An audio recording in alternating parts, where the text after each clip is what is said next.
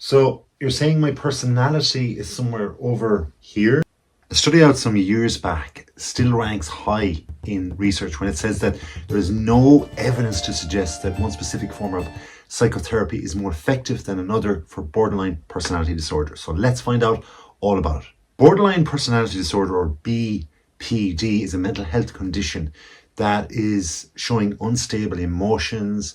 When people are in relationships, they're unstable, and even their identity towards their self-image. It gives a significant impact on a person's daily life and their overall relationships. Now, the thing about it is that it will bring up intense emotions.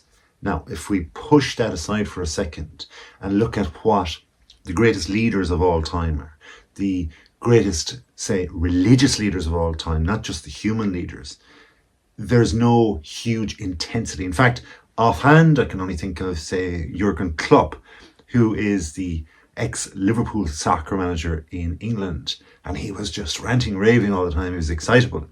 But the reality is a lot of the great gurus out there, a lot of the great leaders in human terms, and let's face it, there aren't that many right now, but a lot of them have a calmness or a control about them, certainly. Even if they say something, even Jurgen Klopp, if they say something, they're willing to admit when they're wrong. But if you have intense emotions, they're going ping-ponging all over the place, it's very difficult to roll back on your words and, in fact, not do things that your words suggest you should do, which could be erratic.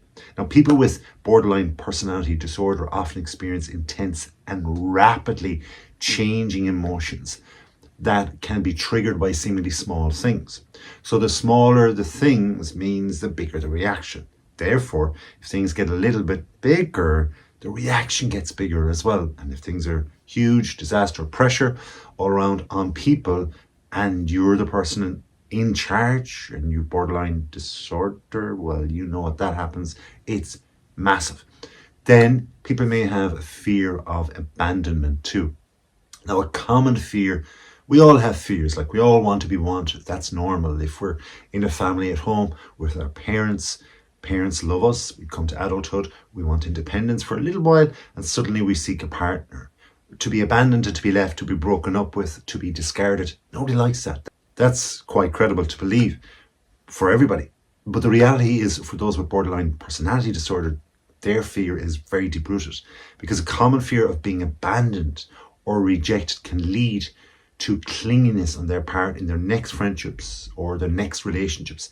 And this gives difficulty with being alone and intense efforts to avoid real or perceived abandonment. So the word perceived here is quite critical towards the whole thing, because fear is very subjective and our perceptions is very subjective. So if, say, for example, a partner decided, look, it's over, and they faced them, they sat them down in a neutral place and they were very fair with them and said, look, here's the reasons why. Because when I entered into this relationship, I didn't expect something very big. I wasn't going to give an awful lot. You knew that at the start. I said that at the start.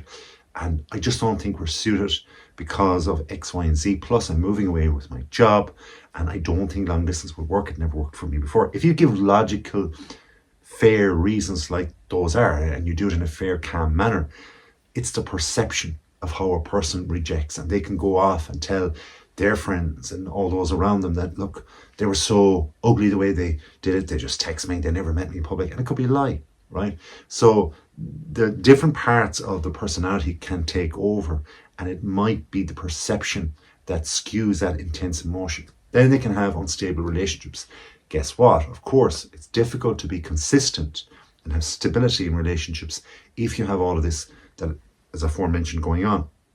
There can be a pattern then to these unstable relationships, and there can be idealizing and devaluing of others. So if we're trying to become friends with people, we're trying to stabilize a relationship, we're aware of it, but we have this borderline personality disorder going on in the background, it can be very difficult to do that. In fact, it can be quite impossible. And of course, the older person gets, the more people they meet, the bigger the web becomes, the more people start talking and saying, be careful with them. They might just say this or do this, and they're kind of unstable, and suddenly it becomes a disaster. Then these type of people are prone to impulsive behavior. So you can see how it's very reactive. Now, impulsivity in areas like spending, substance or use of substances, risky sexual behavior, any partners, or even doing things that aren't fair on the original partner, self-harm, or all of these essentially are common to impulsivity. And these are the most riskiest things that lead into lack of trust. You've got, like say, substance abuse where it costs money. Spending too much again costs money. Sexual behavior, that's a risky way. How can you formulate a relationship that's solid and therefore have that foundation, even if you do break up, fairly, to learn from that in order to go into another relationship, and for people to say, he's okay, she's okay. This is where the impulsivity can pull the person down. Identity instability. When they're pulled down with all the impulsivity and all the other stuff, they do look at themselves as human beings and go, gosh, what am I? Who am I? Now, a shaky sense of self-image can lead to feelings of loss or emptiness. And we can all see that ourselves. If all the big things in our lives are taken away, our house, our job, if one or two things go wrong at one particular time, we start going, why me? And the question is within, and that's normal and natural. Thankfully, most of us can have a bit of resilience and go, right, okay, two problems here, house and home. So let's pick one. What's the easiest to do? Right, we'll get an interview, we'll get a job. Just any old job will do for now to get money in the bank, to get back in, to get a house. So we start kind of working on it that way. And then we look back and we're proud of ourselves. But if you don't know who you are in the first place, and you have this identity that you may feel has been like taken from you, or others have rejected you, or you have these impulsive behaviors that have destroyed relationships, that's a huge problem. You can't begin to build from there to get the house or the home or the job or the interview in the first place. Then there is the likelihood of self-harm and suicidal thoughts. People with borderline personality disorder, unfortunately, are more likely to have coexisting mental health conditions with regard to harming yourself, which can lead to the ultimate, and that is the suicide.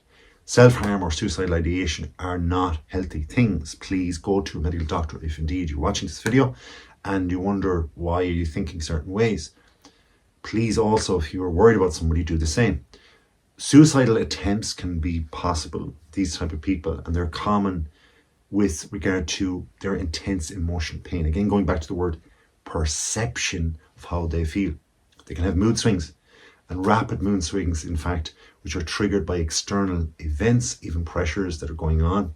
We could have climate change things. We could have problems in workforce are giving out redundancies and I don't want it.